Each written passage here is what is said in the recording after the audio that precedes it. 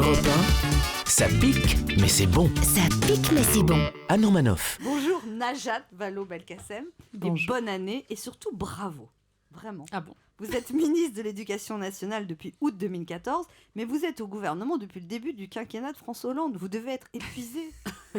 Ça commence fort. Non, ça va, franchement, ça va. C'est une chance inouïe d'être là depuis le début. Non, mais en vrai. Mais quand on...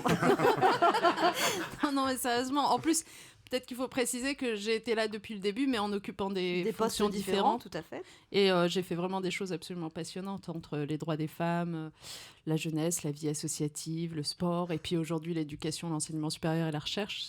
C'est quand même pas mal de secteurs différents et puis de projets passionnants. Mais enfin, quand on voit tout le mal que la presse, les humoristes, les commentateurs télé ont dit de ce gouvernement depuis 5 ans, ça doit pas être facile toujours, Najat Vallaud-Belkacem.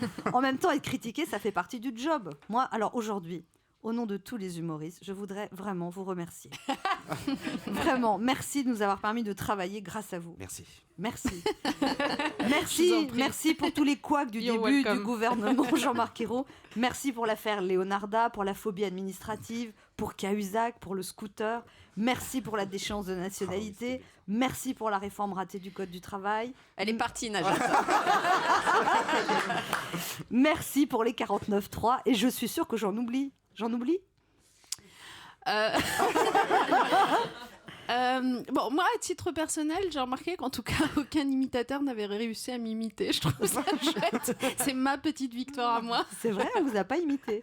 Non, vous y arrivez pas. Et puis, bravo Najat Vallaud-Belkacem, parce que c'est pas facile d'être ministre de l'Éducation. Plus d'un s'y est cassé les dents. Il y a eu des noms prestigieux parmi vos prédécesseurs à ce poste. Lionel Jospin, Jean-Pierre Chevènement, François Bayrou, Jacques Lang, François Fillon, mais aussi Luc Ferry, Luc Châtel, Claude Allègre, Gilles de Robien, Xavier Darcos, Vincent Payon, Benoît Hamon.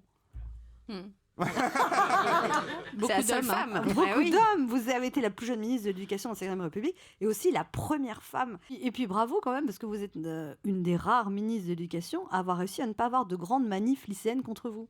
C'est pas fini en même temps. Ouais, c'est pas fini. Non mais vous n'avez pas eu Najat, si tu savais ta réforme. Je l'ai eu de la part de certains professeurs tout de même. Je ne les oublie pas. Mais les jeunes, les lycéens, non, c'est vrai. Ça s'est plutôt bien passé pour l'instant. Ouais. Par contre, vous avez été, Najat Vallaud-Belkacem, victime de campagnes de dénigrement, fielleuse de rumeurs d'une rare violence. Vous l'avez vécu comment ? Oh, de la part de l'extrême droite, de la fachosphère et d'une partie de la droite, disons les choses clairement. Je crois que ça dit beaucoup des crispations qui traversent notre pays, notre société, une crispation identitaire forte qui fait que forcément pour certains, voir une femme qui s'appelle Najat Vallaud-Belkacem, qui en plus se revendique comme féministe, voilà, d'origine étrangère, mais c'est insupportable. C'est insupportable. Je vais pas rester moi non plus. En fait, je plains ces gens-là parce que c'est vrai que pour eux, ça doit être une espèce d'apoplexie permanente que de me regarder, de me voir, de m'écouter, de me lire. Donc finalement, moi, dans la situation qui est la mienne, je crois que je suis plus heureuse qu'ils ne le sont eux, donc c'est pas grave. Najat Vallaud-Belkacem, on vous a cité comme Premier ministre éventuel pour remplacer Manuel Valls. Vous avez été déçu de ne pas être nommé Premier ministre ou soulagé ? C'est une question piège parce que quoi que vous répondiez, allez, dites-nous, personne ne nous écoute. Répondre. Non, mais disons que en tout cas le choix de Bernard Cazeneuve est un très bon choix. C'est un bon Premier ministre. Blablabla. Vous savez que François Hollande, dans son livre, aurait dit de vous que vous êtes très bonne en langue de bois. Ouais, je comprends pas pourquoi. Non, mais en fait, c'est drôle parce que cette notion de langue de bois, elle est très attachée à ma responsabilité précédente de porte-parole. Un petit peu faillotte. Non, mais ce que ça signifie... Très faillotte. Ouais. Non, mais quand on est porte-parole, mon cher, on a une parole à porter. on a une liberté de parole qui est relativement contrainte, puisque par définition, on porte la parole d'un collectif ou d'un candidat. Donc, portant la parole d'un collectif, on ne va pas dire ce qu'on pense soi-même. Généralement, on retranscrit ce que font les autres et on essaye d'être... Bon, bref. Mais ce qui est étonnant, c'est que cette réputation de langue de bois me poursuive aujourd'hui, alors que franchement, comme observateur, vous devez bien vous rendre compte que dans le ministère de l'Éducation, je ne suis plus porte-parole maintenant. Eh bien, je suis dans le combat permanent. Vous l'avez dit, les attaques permanentes et les réponses, honnêtement, j'ai pas l'impression non plus de me laisser faire. Donc, est-ce que c'est de la langue de bois ? Ça, je ne crois pas. C'est le contraire, même pour moi. Donc, alors, vous auriez aimé le Premier ministre ? Maintenant que vous êtes porte-parole de vous-même.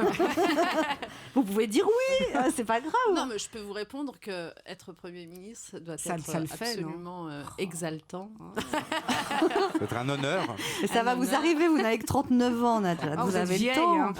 Pour la primaire de gauche, vous avez décidé de soutenir Manuel Valls. Pourtant, vous le connaissez bien. Très drôle.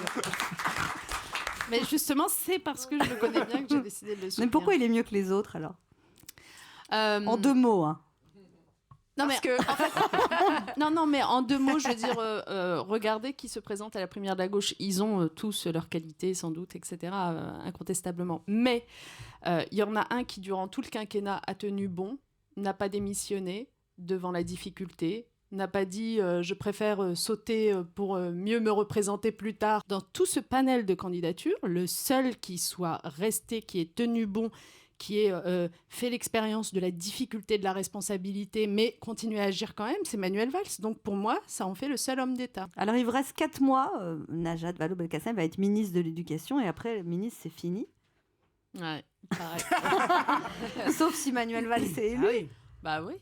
Mais non, mais attendez, moi, vraiment, je le dis, je n'exclus pas du tout que la gauche remporte cette élection présidentielle, sérieusement. Hein. Et sinon, vous allez faire quoi? Je ne dis pas que c'est facile pour la gauche, hein, mais je pense qu'il faut arrêter avec les récits tout faits. Moi, ça me fait rire. Des fois, j'ouvre les journaux, j'ai l'impression que la gauche devrait presque s'excuser d'être candidate, elle aussi, à l'élection présidentielle. C'est quoi cette blague, quoi? Enfin, franchement, on a une élection. À un moment donné, les électeurs, les citoyens seront amenés à choisir entre plusieurs types de projets. Il y a un projet de droite qu'on commence à bien connaître, il y a le projet de l'extrême droite, certes, puis il y a le projet de la gauche. Donc tout est encore possible. Bien sûr, et peut-être qu'il y a eu des insatisfactions dans ce quinquennat, mais peut-être que malgré tout, c'est avec la gauche qu'on préférera continuer, plutôt que d'aller vers l'aventure, vers l'inconnu et vers des choses qui ne s'avèrent pas très joyeuses. En tout cas, Najat Vallaud-Belkacem, on est très heureux de vous recevoir ce matin et on est sûr que vous avez encore de nombreuses années à être là.